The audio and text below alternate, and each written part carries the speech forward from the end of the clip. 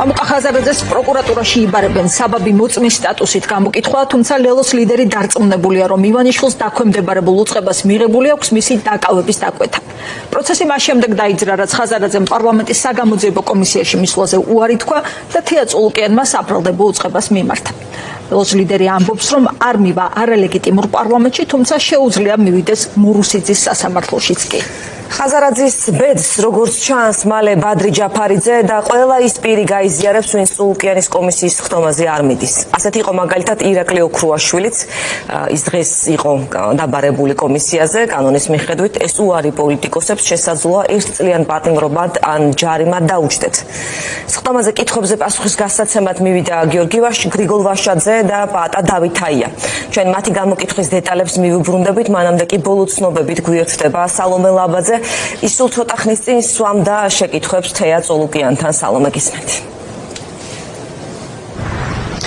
თეა წულუკიანმა მედიასთან საუბრის დროს ისაუბრა მამუკა ხაზარაძის შესახებაც და თქვა, რომ კოალიცია ძლიერი საქართველოს ლიდერს ახლა მხოლოდ 2 არჩევანი აქვს, ან მივიდეს პირდაპირ პროკურატურაში, ან მოითხოვოს გამოკითხვა მაგისტრი მოსამართლის თანდასწრებით. ამის შემდეგ კი როგორც თეა წულუკიანის ანონსითვე ირკვევა, იმავეს გაკეთება მოუწევს ბადრი ჯაფარიძეს და ირაკლი ოქრუაშვილსაც, რომელიც დღეს ისე დასრულდა საგამოძიებო კომისიის ხდომა, რომ საკანონმდებლო ორგანოს შენობაში ქართული ოცნების ეგრეთ წოდებული დეპუტატების შეკითხვებზე საპასუხოდ არ გამოჩნდა. სხდომა დღეს ქართულმა ოცნებამ მთლიანად აგვისტოს ომის თემას დაუთმო. ის თემაა, რომლისთვისაც სავარაუდოდ არის კიდეც შექმნილი ეს მექანიზმი ოცნების მიერ ერთპარტიულ პარლამენტში და მიზანი სავარაუდოდ არის ამ თემის გამოყენება ოცნების პარტიული ინტერესების შესაბამისად, რაც ემთხვევა კრემლის ინტერესებს, როგორც ამას რეჟიმის მოწინააღმდეგეები განმარტავენ. დღეს სხდომებზე ქართულმა ოცნებამ სწორედ ისეთი აქცენტით დასვა კითხვები, რომლებიც საერთო შეფასებით არის მხოლოდ კრემლისთვის სასარგებლო და სწორედ ამ აქცენტებით ისაუბრა სხდომის დასრულების შემდეგ მედიასთანაც თეა წულუკიანმა. ამიტომ ჩვენ მას ვკითხეთ, რა მოხდება იმ შემთხვევაში, თუ კრემლი აი ამ სხდომას, აი იმ შეფასებებს, რომლებსაც ჩვენ ვისმენთ ქართული ოცნების წარმომადგენლებისგან, გამოიყენებს მისთვის სასარგებლოდ, ექნება თუ არა ამ კომისიის მუშაობას სწორედ კრემლისთვის სასარგებლო ეფექტი. ეს იყო ჩვენი მთავარი შეკითხვა, რის საპასუხოდაც თეა წულუკიანი, რაზე პასუხსაც შეიძლება ითქვას, რომ თეა წულუკიანი თავს არიდებს, თუმცა ის სწორედ რუსულ პროპაგანდისტულ ნარატივებს ავრცელებს და მაგალითად ამბობს, რომ მიხეილ სააკაშვილმა შესაძლოა განზრახაც კი არ გააფრთხილა აგვისტოს ომის დაწყების შესახებ ოკუპირებულ ტერიტორიებზე მცხოვრები მოქალაქეები, იმისთვის, რომ შემდეგ, როგორც თეა წულუკიანი ამბობს, სათქმელად ქონოდა, რომ რუსეთმა დახოცა მშვიდობიანი მოქალაქეები.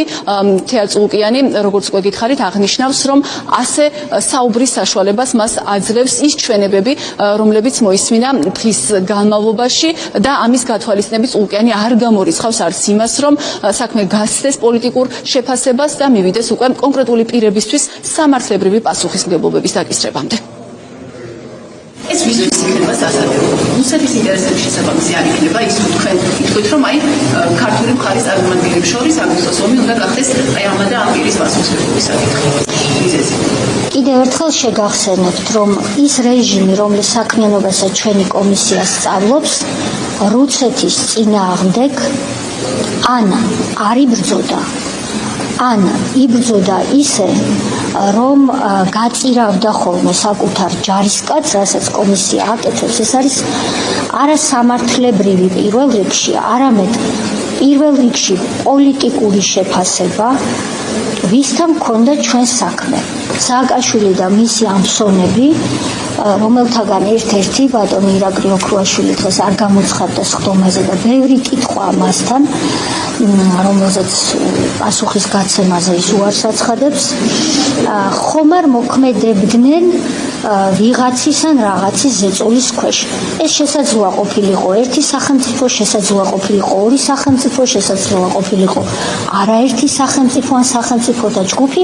იცოდა რა წინასწარ, რომ საომარი მოქმედებები იწყებოდა, არ შეუტყობინებია ცხინვალის რეგიონში მყოფი ჩვენი მოსახლეობისთვის, დაუცველი პირებისთვის, შეუიარაღებელი პირებისთვის, სამოქალაქო საზოგადოებისთვის, იმის შესახებ, რომ ისინი იყვნენ სასიცოცხლო საფრთხის წინაშე. იმისთვის რომ აგვისტოს ომის თემაზე მისთვის სასარგებლო პროპაგანდისტული გზავნილები გაავრცელოს ქართული ოცნება საგანგებოდ არჩევს იმ პირებსაც, რომლებსაც საგამოძიებო კომისიის ფარგლებში იბარებს. სწორედ ასეთი საგანგებო შერჩევის საფუძველზე დღეს მათ პარლამენტში მოიწვიეს მათ შორის ზურაბ ნოღაიდელიც, რომელიც წარმოადგენდა თავის დროზე მიხეილ სააკაშვილის ხელისუფლების დროს ფინანსთა მინისტრს და ასევე ის პრემიერ-მინისტრის თანამდებობასაც იკავებდა 2007 წლის ნოემბრის ჩათვლით. თუმცა უნდა ითქვას, რომ აგვისტოს ომის თემაზე არც ის პასუხები აღმოჩნდა ქართული ოცნების პროპაგანდისტვის სასარგებლო, რომელიც ჩვენ მოვისმინეთ ზურაბ ნოღაიდელისგან მათ შეკითხვებზე საპასუხოდ. ძირითადი შეკითხვები, რომელიც დაუსვეს ზურაბ ნოღაიდელს, უკავშირდებოდა ერგნეთის ბაზრობის გაუქმებას. ქართული ოცნება ამბობს, რომ ერგნეთის ბაზრობის გაუქმება შეიძლება არ იყოს სწორი გადაწყვეტილება და ამან დააზიანა ხალხთა შორის ურთიერთობის და მათი დაახლოების პროცესი, რის საპასუხოდაც ზურაბ ნოღაიდელმა მიუთითა იმაზე, რომ ერგნეთის ბაზრობა იყო კონტრაბანდის წყარო და მისი გაუქმების გადაწყვეტილება, რომელშიც თავადაც აქვს მონაწილეობა მიღებული, დღემდე მიაჩნია სწორ გადაწყვეტილებად. ასევე ზურაბ ნოღაიდელმა თქვა ისიც, რომ შეიძლება პრობლემურად ჩაითვალოს ზოგიერთი ის განცხადება, რომელსაც ვისმენდით ნაციონალური მოძრაობის ხელისუფლების ჩინოსნებისგან რუსეთთან მიმართებით, თუმცა არც ერთი ეს განცხადება მისი რწმენით, როგორც ეს მან საგამოძიებო კომისიის ამსხდომაზე აღნიშნა, არ გამხდარა ამ ომის დაწყების მიზეზი. ძალიან მნიშვნელოვანი ხვრელი იყო საქართველოს საბიუჯეტო შემოსავლებისთვის. ერგნეთის ბაზრობა შესაბამისად იყო ფაქტიურად იყო კონტრაბანდის წყარო საქართველოში ერთ-ერთი ყველაზე მნიშვნელოვანი. მათ ვარ დარწმუნებული, რომ ერგნეთის ბაზრობის დახურვა ბევრად უფრო მნიშვნელოვანი გადაწყვეტილება იყო საქართველოს სახელმწიფოს წინსვლისთვის, თქვათ, ვიდრე იქ არსებული პროცესი. შეიძლება ორივე მხარის ინტერესში ყოფილიყო, რომ მოწესრიგებულიყო, აღრიცხვიანობა ყოფილიყო და უკვე ინფრასტრუქტურა არსებობდა, ყველაფერი არსებობდა. ბაზრობის ხელახლა შექმნა ან მის ადგილას რაღაც გაუმჯობესებული სქემის ამოქმედება ჩვენ ორგანიზაციულად ამის გაკეთება არ შეგვეძლო, ამის გაკონტროლება ჩვენსგან იყო სრულიად შეუძლებელი. ლოგიკა გაავლო ქალბატონმა თეამ და ამას, რომ აი ახლა ეს მოხდა, ვთქვათ, ერგნეთი დაიხურა, შემდეგ კაცრი განცხადებები იყო და ამან ყველაფერმა ხომ არ მიგვიყვანა 2008 წელთან და ჩემი აზრით არა. საგამოძიებო კომისიის მუშაობა დღეს ზურაბ ნოღაიდელთან გასაუბრების შემდეგ ქართულმა ოცნებამ დასრულებულად გამოაცხადა, თუმცა ისევ აგვისტოს ომის თემაზე აპირებს ხვალსხდომის განახლებას.